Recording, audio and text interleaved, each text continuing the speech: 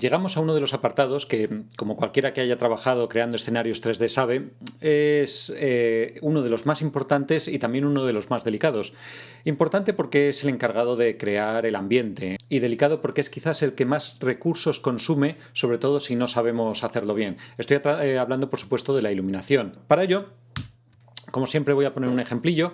En esta escena en la que he trabajado previamente, pues he decidido obtener un asset de internet, una cabaña, para que se escondan ahí los zombies o para que directamente Ethan pues también huya de ellos. Pero en cualquier caso, para entender cómo funciona la luz en el entorno, he creado una escena en la que está solo la cabaña, en un plano, con textura, y bueno, ella solita. Para entender mejor también cómo se comporta la luz, he ubicado 3 cámaras, una la que estamos viendo aquí, otra en el interior de la cabaña nada más entrar y otra en una de las estancias de la cabaña. Aprovecho para recordar que cuando creamos una cámara le podemos indicar aquí a qué display se dirige y nosotros luego en el juego podemos elegir uno o varios displays. Y siempre lo primero que apreciamos cuando empezamos a crear un entorno en Unity es que no es realista.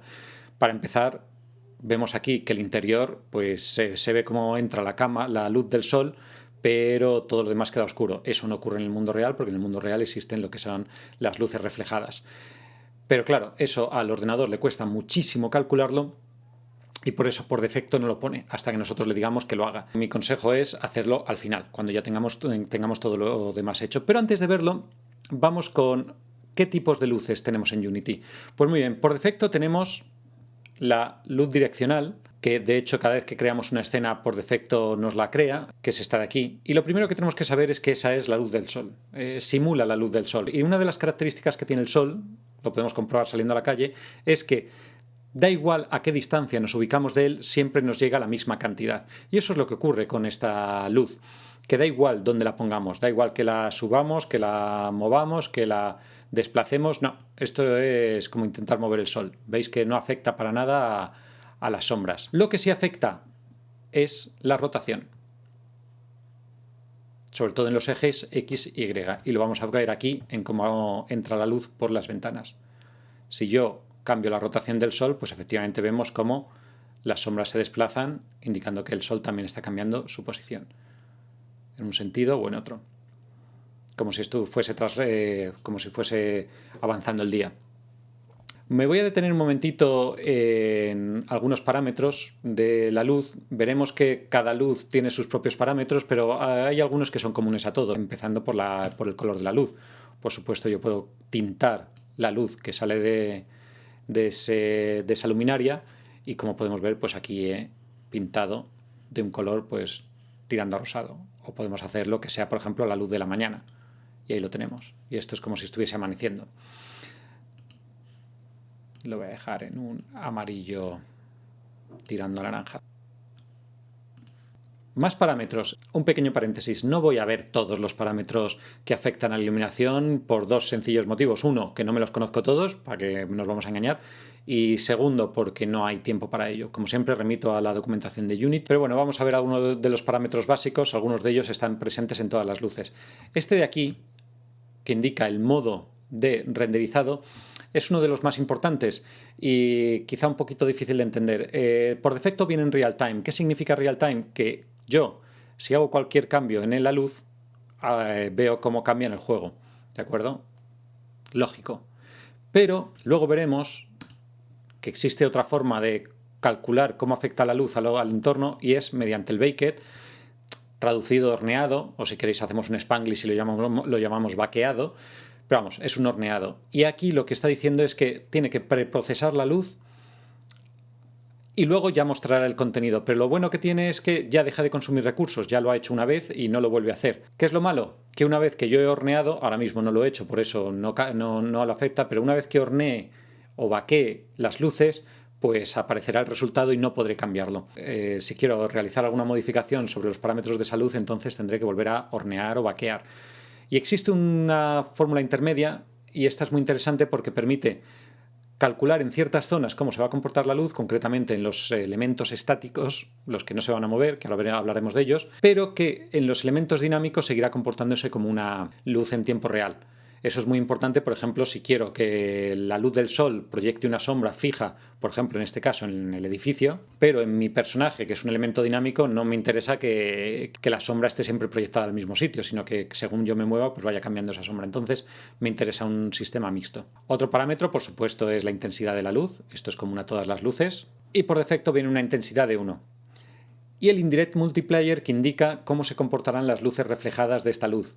Si lo pongo un valor de -1, irán reduciéndose a medida que vayan rebotando, y si le pongo más de 1 incluso se aumentarán, lo cual permitirá iluminar rincones que en la vida real no se iluminarían. Pero bueno, esto como muchos otros parámetros veremos que tenemos que jugar con ellos hasta encontrar el tono que más nos guste o el ambiente que más nos guste. Hay más elementos aquí, no me voy a detener tampoco mucho en ellos, es decir, por ejemplo, cómo son las sombras que proyecta la luz del sol, si son duras, si son blandas, si no quiero que proyecte sombras, la dureza de esas sombras. Si miramos aquí, reduzco la dureza de las luces y no es que haya aumentado la luz indirecta, es sencillamente que la dureza de las sombras es 0, es decir, que como si no proyectase sombras, con lo cual la luz llega a todos los sitios. Pero bueno, es un parámetro con el que también podemos jugar. O incluso el bias, que es una forma de calcular hasta dónde proyecta la sombra. Esto evita que un objeto le da la luz del sol y a lo mejor la sombra la proyecta a 1 kilómetro de distancia. La cookie, que es poder poner una textura o una imagen con canales alfa en nuestra luz y hacer que proyecte formas. Esto en iluminación se llaman los gobos, que son los que se ponen en las luces para proyectar luces como texturizadas. O incluso si queremos que dibuje un halo o unas lens flare, es decir, unas perlas. Un efecto muy bonito y muy curioso. Ahí tendríamos que añadirle un componente de lens flare, ¿vale? A algún objeto de la escena, pero tampoco me voy a detener en ello. Esa es una luz. Veamos qué otras luces tenemos. De hecho, para hacerlo, me voy a introducir en la cabaña, porque vamos a empezar a iluminar esta especie de recibidor tan rústico que tenemos aquí. Voy a añadirle una nueva luz. Ya tenemos una directional light, que es la luz del sol. Vamos a añadir una luz puntual, una point light. Ahí está. Una point light básicamente es una luz que distribuye sus rayos en todas direcciones, como si fuese una esfera. Y ahora sí, a diferencia de la luz anterior, la distancia a la que se encuentran los objetos, es decir, el rango, determina cuánta luz le llega. De forma que a más distancia de los objetos, pues menos luz les proyecta. Y eso de hecho lo podemos regular aquí. ¿A qué distancia proyecta esta luz? Si yo reduzco el rango, veremos que ya la luz ni siquiera llega a las paredes. Pero cuando aumento el rango, la luz llega a más distancia y por supuesto cuanto más cerca, más iluminado, como podemos ver aquí en la pared. Entonces, bueno, funciona pues como si fuese una bombilla.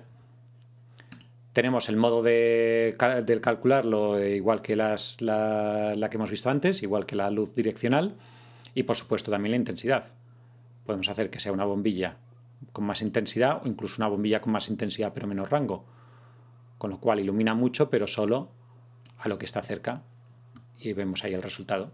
Y por supuesto si yo la muevo, vemos que afecta a lo que está más cerca. Mira qué bien se ven ahí los mapas de normales. Muy bien, voy a apagar la luz que gasta y vamos a ver otro tipo de luz. La spotlight. Esta es una luz que además la vemos aquí en la forma, es una luz en forma de cono y de hecho suele decirse que simula como si fuese una linterna. Proyecta la luz formando un cono cuyo ángulo lo tenemos aquí. Podemos hacerlo más estrecho ese ángulo o más ancho. Ahí vemos el resultado, lo vemos claramente. Y también lo mismo que pasaba con la puntual, podemos establecer un rango, de forma que puede iluminar más lejos o más cerca. Por si queremos poner una linterna a nuestro personaje y decir que alumbre pues, a ciertos metros de distancia. Y por supuesto también la intensidad. Y los parámetros los mismos que los que hemos visto antes. Podemos dar una vuelta por aquí por la cabaña a ver qué nos encontramos. Ahí tenemos una linterna que nos ayuda a buscar zombies. Muy bien, venga, la apago. Siguiente. El area light. Este tipo de luz es un poco delicada. Es la luz que se proyecta a través de una superficie. Es la que más nos encontramos en el mundo real. Y de hecho es la que más realismo produce en la escena, ya que genera sombras suaves. ¿Cuál es el problema? Que su procesamiento es muy complicado y por eso nos dice aquí que al ser un area light solo puede ser horneado, es decir, no nos puede mostrar el resultado en tiempo real. Pero básicamente es un área, de hecho, como podemos ver, tiene una forma de área, que además solo proyecta luz hacia un lado. Si la giro para que lo veamos, veremos que tiene una línea indicando hacia qué lado está proyectando la luz. Ahí lo tenemos. Y como buena luz de área, pues tiene sus parámetros de ancho y alto. Nosotros podemos cambiarlos. Incluso podemos hacerlo manualmente tirando de estos pequeños asideros. Lógicamente, cuanto más grande es el area light, más ilumina y más suaves son las sombras que proyecta, creando una luz bastante realista. Pero insisto, la tenemos que hornear si queremos ver el resultado. Bueno, ya hemos visto los tipos de luz, pero ahora viene la parte más delicada del proceso de iluminación, que es crear una luz realista. Como bien sabemos, las luces no solo nos llegan de forma directa, sino nos llegan a través de los rayos reflejados de los objetos que nos rodean. Y además esos rayos adquieren las características físicas de esos mismos objetos. Es decir, si yo estoy rodeado de una pared roja, pues a mí, aparte de la luz directa que me llegue del foco, pues me vendrá la luz reflejada de esas paredes, que además será roja. Y también depende de cómo sean esas paredes, reflejará más o menos.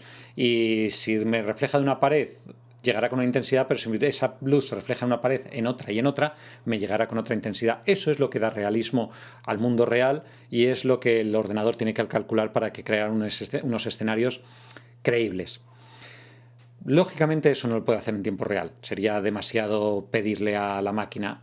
Así que lo que tiene que hacer Unity es precalcular eso, lo que llama un proceso de horneado, y a partir de esos procesos, a partir de esos cálculos, crear unas texturas que ya incluyen los efectos de las luces, lo que se llaman los light maps. Y esas texturas se las aplica a los objetos que ya están en escena, de forma que no tiene que volver a calcular la luz porque ya está en las texturas. Eso sí, no pueden cambiar, esa es la gran pega. Pero bueno, veremos que hay ciertas formas de saltarse esa limitación. De momento vamos a ver cómo se hace el proceso de horneado o de baqueado. Vuelvo otra vez a mi escena, donde efectivamente, como podemos ver, esta escena, este interior o este, que es el de la otra estancia, es nada creíble, ¿de acuerdo? Solo veo la luz entrando del sol, pero eso en el mundo real no ocurre. Pues vamos a iluminarlo. Dos cosas que tenemos que saber antes de baquear. La primera, para que Unity pueda crear esas texturas, esos light maps que contengan el horneado de las luces, esos mismos objetos tienen que tener unos mapas UVs bien definidos, bien construidos, sin solapamientos y demás. Si los objetos no tienen sus mapas UVs o no están bien construidos, el proceso de horneado dará errores y posiblemente provoque efectos no deseados. Y dos, importante, tenemos que decirle a Unity qué objetos de nuestra escena son estáticos. Él no lo sabe por defecto.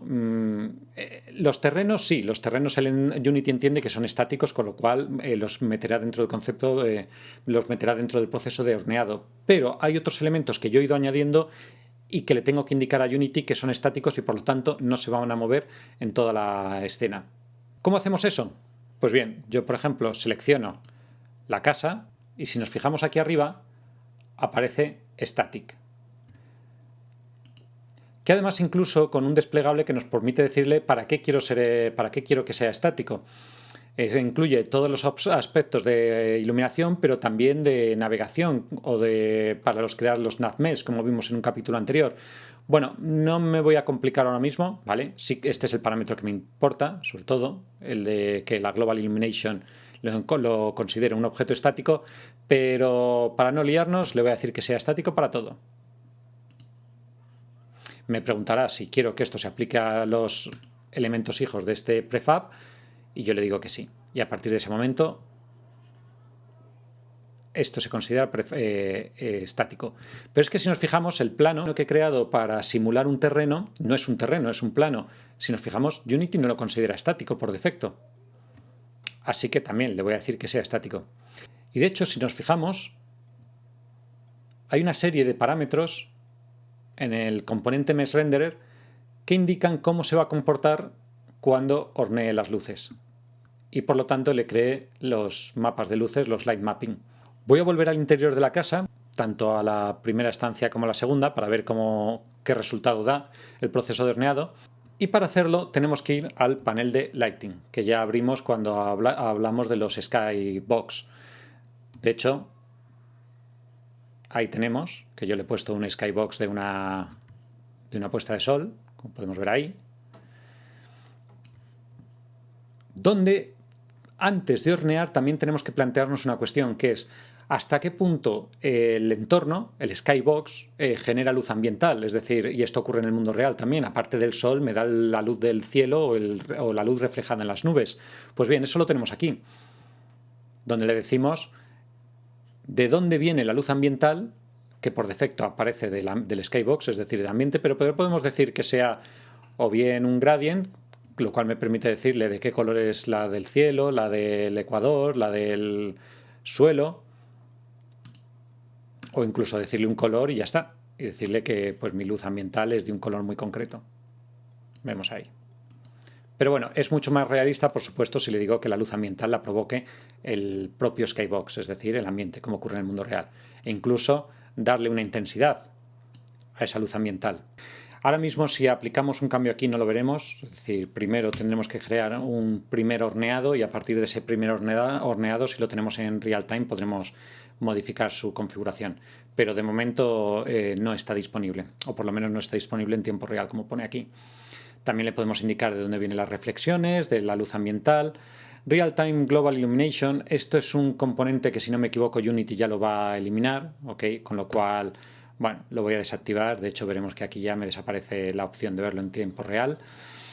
Y aquí también nos podemos configurar cómo se comportará la luz si la tenemos en modo mixto, es decir, que una parte esté horneada y otra parte la entienda en tiempo real. Pero bueno, tiene que ver sobre todo con el rendimiento y me lo voy a saltar ahora mismo también. Igual que aquí también, este apartado afecta a cómo se van a comportar los mapas que va a crear, los light maps.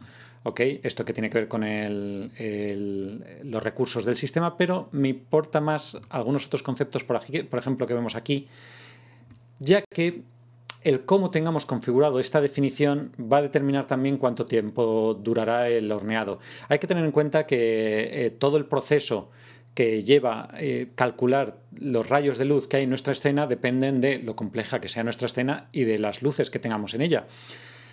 Y eso puede tardar mucho tiempo. Entonces mi consejo es, a lo mejor, bajar la resolución o bajar la calidad mientras estemos buscando el resultado final, y una vez que lo hemos encontrado, ya pues sí, irá a una calidad mayor. Y eso, por ejemplo, lo podemos determinar, entre otras cosas, aquí. De hecho, hago un pequeño salto adelante, veréis que aquí, al final del todo, tenemos dos opciones, o bien generar automáticamente. Esto, si lo tenemos accionado, tengamos cuidado porque va a hacer que cada vez que movamos un objeto estático de nuestra escena va a generar automáticamente un nuevo horneado. Y claro, si ese horneado dura 10 minutos, nos podemos volver locos. Entonces, cuidado con tener activado esta opción. Pero bueno, si el horneado dura 10 segundos, 20 segundos, pues bueno, no nos lo podemos permitir. Igual que aquí, si le pincho en este botón, se generará ese horneado, ese vaqueado. Incluso si lo desplegamos, veremos que también podemos decirle que elimine los datos obtenidos de ese horneado o que vaquee, hornee la reflection probes. No me he detenido, pero si nos hemos fijado, cuando hemos ido a crear una luz, veíamos que teníamos aquí sondas de luz y sondas de reflexión.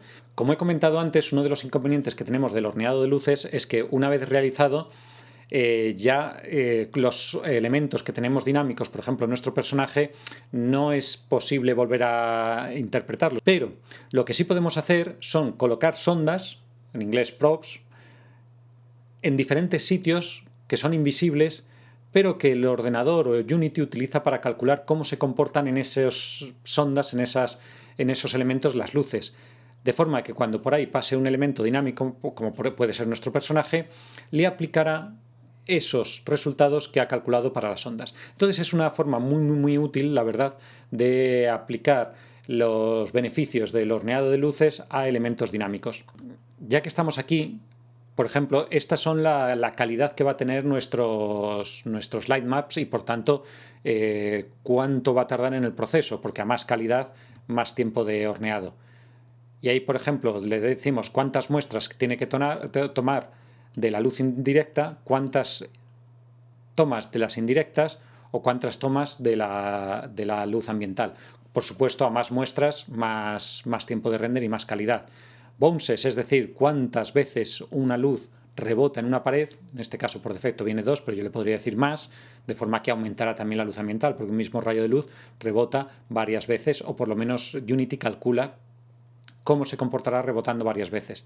De nuevo, si nos consume muchos recursos, incluso lo podemos bajar a 1. Y esto es interesante porque es la resolución que tiene nuestros mapas de lighting y es uno de los elementos también que afecta más al tiempo de renderizado. Comentaros que aquí arriba a la izquierda, donde vemos las opciones para visualizar nuestra escena, que normalmente lo tenemos en sombreado, porque es lo que más nos gusta, pero si nos fijamos, tenemos muchas opciones que tienen que ver con la iluminación global. Ahí lo tenemos. Y de hecho, y esta es la que me interesa, podemos ver cómo se va a comportar el horneado de luces. Yo le puedo incluso decir que me muestre los mapas UVs de los elementos de nuestra escena. Le puedo incluso decir que me muestre la definición de los mapas. Ahí lo tenemos, que va a generar cuando hornee. De hecho, lo voy a bajar porque una resolución de 40 es bastante alta. Lo voy a bajar a 10 y si nos fijamos, efectivamente,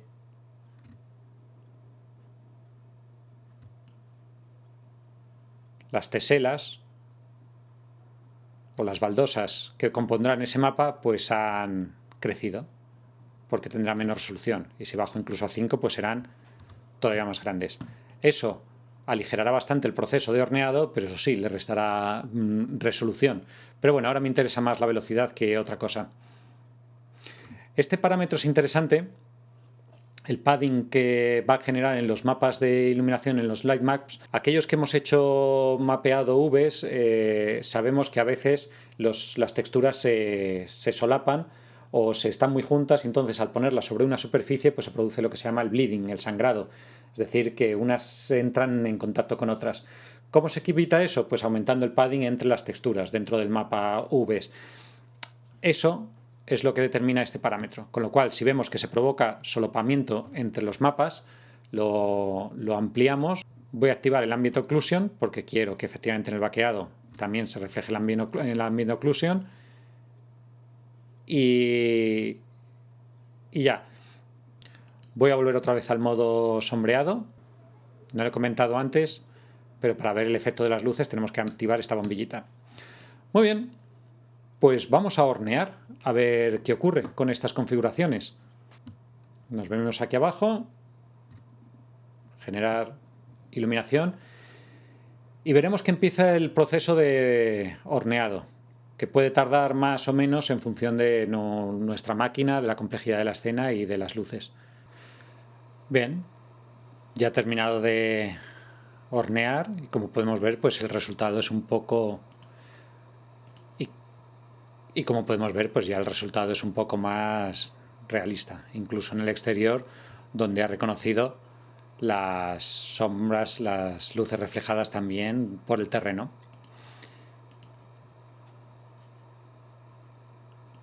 Vamos a darnos un paseito por aquí.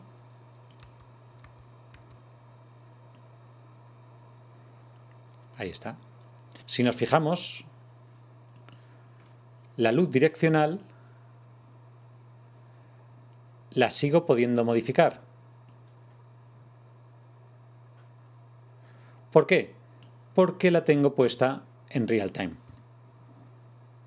Sin embargo, si yo ya considero que esta luz del sol no se va a mover en toda la ejecución de la escena, pues me interesa también vaquearla o en todo caso tenerla en modo mixto para que se comporte horneada con uno de los elementos y con los que son en movimiento pues se comporte como una luz en tiempo real. Vamos a vaquearla. La voy a poner aquí para hacer una luz un poco de atardecer.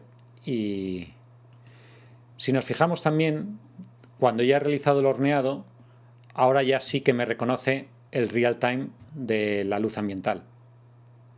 Vemos. Puedo aumentar la luz ambiental si, por ejemplo, veo que con las luces que se han reflejado no es suficiente, entonces yo puedo aumentar mi luz ambiental para iluminar zonas más oscuras de mi estancia. Bueno, lo voy a dejar un poquito más así en tétrico y voy a volver a hornearlo, esta vez sí con la luz del sol. Bien, ya he terminado de realizar este vaqueo, veo que la configuración de las luces ha cambiado. Una cosita que no he comentado y es que efectivamente aquí me está avisando que hay objetos en mi escena cuyos mapas UVs no están del todo bien, ¿de acuerdo? Entonces eso ha provocado ciertos fallos y tendría que, bueno, revisar mis objetos para comprobar que los mapas UVs están correctamente. Pero bueno, después de este vaqueado, lo más evidente ahora mismo es que la luz del sol, es decir, la de la luz direccional, también ha sido horneada. De hecho, si me voy al inspector ahí lo veo, que lo he puesto para que esté también horneada. Y lo puedo comprobar porque ahora mismo si modifico su rotación, vemos que ya no afecta a cómo se comporta, hasta que lo vuelva a hornear de nuevo.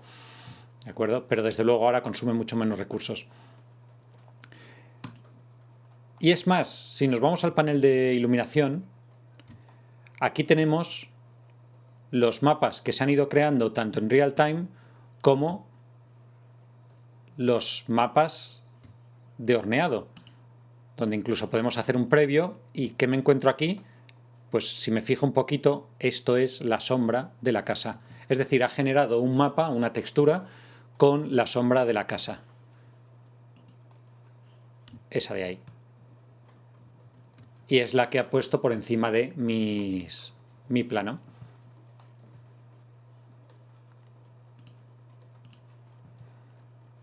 Bueno. Y bueno, desde luego no es un proceso nada sencillo, tampoco es un proceso que sea muy rápido y sobre todo porque vamos a tener que tocar muchos parámetros hasta encontrar el efecto concreto o la ambientación concreta que queremos en nuestra escena. Pero bueno, también como todo es practicar y practicar, practicar hasta que vamos ya cogiendo soltura. Bueno, voy a completar el vídeo sobre iluminación con algo que realmente no es crear iluminación, pero sí que tiene que ver con crear ambientaciones. Me estoy refiriendo a postprocesos realizados sobre la cámara. Y es que muchos efectos que nos costaría mucho hacerlos mediante luces, nos cuesta mucho menos hacerlo directamente sobre la imagen que está capturando la cámara, es decir, sobre una imagen en 2D. Para ello utilizaremos un paquete que no viene por defecto en Unity y que por tanto lo tendremos que instalar, concretamente este, Post Processing. Actualmente en la versión 2.1.7, en el momento en el que yo la he instalado. Aunque si no me equivoco, tiene una versión 3. Voy a comentar rápidamente cómo se utiliza porque es un poco retorcido, sobre todo con respecto a la versión anterior. Pero una vez que se entienda veremos que es muy fácil y además ofrece muchas ventajas. Voy a utilizar la escena también de mi zombie, pero esta vez ya con el terreno y con la casa ya añadida, y he añadido una cámara que está aquí a la que le voy a añadir este postproceso. Procedimiento. Antes que nada, tenemos que crear una capa exclusiva para meter los componentes que necesitamos. Por ello me voy a ir a Layers, Edit Layers, y entonces en las capas que ya hay creadas, tanto las de que vengan por defecto o las que hayamos creado nosotros, pues voy a crear una que se llame Post Processing. Le podéis llamar como queráis. Pero bueno, es importante tener una capa dedicada exclusivamente para esto. Me voy a crear una carpeta donde voy a almacenar los profiles o los perfiles de postprocedimiento. Y de hecho, como ya he instalado el paquete, al darle con el botón derecho a crear, nos aparecerá, aquí está, perfiles de postprocessing. Voy a crearme uno, le voy a llamar Casa Encantada, porque ese es el efecto que quiero generar. Y como podemos ver, ya en ese perfil podemos añadir los efectos disponibles en este paquete. Bueno, pero prefiero añadirlos luego, aunque los podría añadir ahora, pero quiero que luego, cuando lo tenga ya asignado a una cámara, veamos el resultado. ¿Qué viene a continuación? Elegir la cámara a la que queramos que se apliquen estos postprocesos y le añadimos un componente, concretamente el postprocess layer. ¿Qué significa? Que le tenemos que indicar dónde está la capa de donde recogerá todos los perfiles que hay en la escena. Así que lo primero, más importante, decirle de qué capa tiene que coger los procesos. Y ahí tenemos la que hemos añadido. Le podríamos dar todo, pero él nos recomendará que no uses eso, porque entonces se va a sobrecargar buscando en todas las capas. Entonces directamente le voy a decir que use solo esta capa. A partir de ahí tenemos algunas herramientas más, pero vamos, no me voy a detener mucho en ello. Algunos efectos para evitar efectos de aliasing, o incluso la posibilidad de exportar ciertas imágenes. Y bueno, incluso cuando ya vayamos añadiendo efectos, nos permitirá mediante esta herramienta ordenar la preferencia de esos efectos. Pero insisto, no me voy a detener ahora. Ahora, ¿qué viene a continuación? Le tenemos que añadir un GameObject en la escena que contenga ese perfil. El manual recomienda crear un EmptyObject. Así que, ¿qué es lo que voy a hacer? Y le voy a llamar postProcessEmpty. Y a este EmptyObject le tenemos que añadir un componente. ¿Cuál? PostProcessVolume, es decir, que sea este el que recoja ese perfil de postprocesamiento que le hemos indicado. De hecho, aquí en la última de las opciones nos pregunta dónde está ese perfil. Así que voy a coger el perfil que he creado previamente y lo arrastro. Y vemos que aquí me aparece pues lo mismo que me aparecería en el perfil, es decir, los efectos que he ido añadiendo. No hay ninguno, pero, muy importante, antes de aplicarlos le tengo que decir en qué capa está este elemento. Porque, insisto, ahora mismo la cámara está buscando en la capa que le he indicado los volúmenes o los GameObjects que contienen el perfil. No encuentra ninguno, pero en cuanto yo le dé que este EmptyObject está en la misma capa, ahora ya sí, empezará a reconocer los efectos. Voy a empezar, por ejemplo, que es el Bloom, un efecto muy típico. Si lo desplegamos, pues aparecerán todas las opciones que vienen configuradas por defecto, pero yo en cualquier momento, mediante estos checkbox, puedo pulsarlo y ponerlo a mi gusto. Y bien, un parámetro muy importante que tenemos que entender es el que pone aquí, isGlobal. ¿Qué significa? Si yo lo marco, significará que independientemente de dónde esté la cámara, va a aplicarle el efecto. Es decir, que se aplica a toda la escena, no a un lugar en concreto. Y es que algo que no he mencionado, pero que es muy importante, es que esta herramienta, este paquete de postprocesamiento, nos permite crear diferentes perfiles, repartirlos por mi escena y hacer que según donde esté la cámara se aplique uno u otro. Eso lo veremos a continuación. De momento lo que voy a hacer es decirle que sea global y, como podemos ver, ya sí se ha aplicado a la cámara. Y ahí vemos el efecto.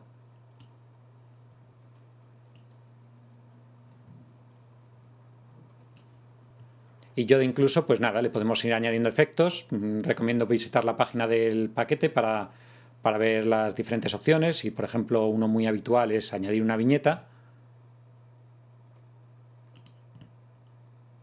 Un viñeteo a la imagen.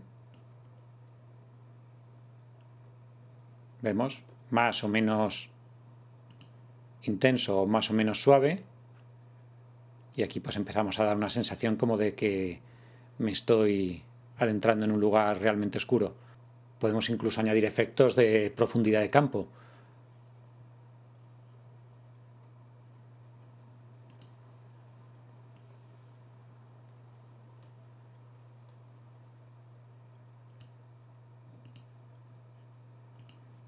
Para que se enfoque solo un fragmento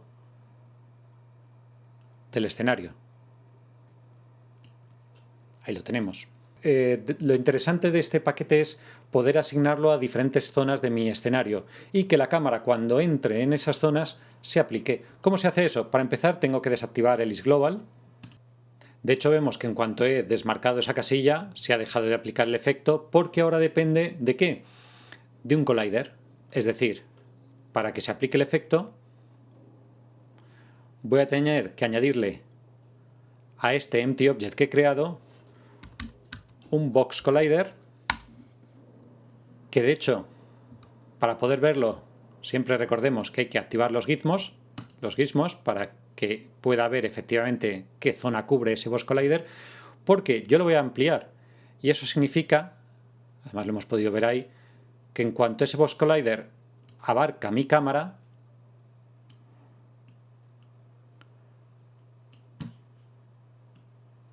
se aplica el efecto. Y eso me permite, pues como podemos ver, hacer que el efecto que le he aplicado se aplique a todo el interior de esta cabaña. Y ahora mismo mi cámara, si la adentro, ahí se empieza a aplicar. Y si la saco, deja de aplicarse.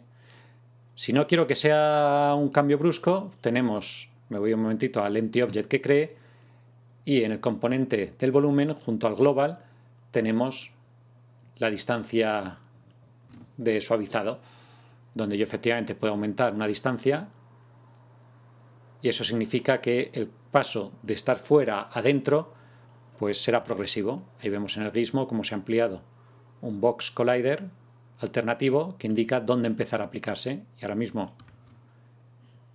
si cojo la cámara y la saco de esa zona, aquí no se aplica el efecto, pero en cuanto me adentro en la zona y voy moviéndome, se va aplicando más y más y más y más el efecto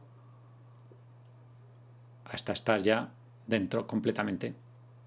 Y en fin, no hay que echarle mucha imaginación para ver que esto tiene muchísimas posibilidades creativas a la hora de crear diferentes ambientes en mi escenario.